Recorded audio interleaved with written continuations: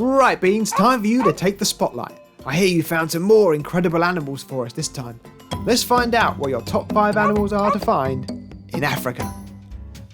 Lion. The mightiest of all creatures, Africa is the place to spot this fierce predator. Despite their impressive manes and ferocious reputation, the male lion is a big, lazy cat. It's the females that do all the running and hunting in the pride, and there are lots of hungry males to feed.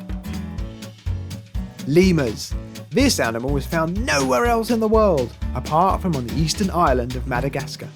Did you know male lemurs have stink fights with each other to compete for the females? They rub their tails on scent glands on their wrists and then wave it in the face of other male lemurs. Ew! Gorilla. These great apes are the largest in the world and are only found in Africa along the equator. There are 4 subspecies, including the mountain and lowland gorillas. The troop is led by the biggest and strongest male, called silverbacks, due to their, silverbacks. Shoebill. Wow, this bird looks like something from the dinosaur age. The shoebill is an impressive bird to say the least.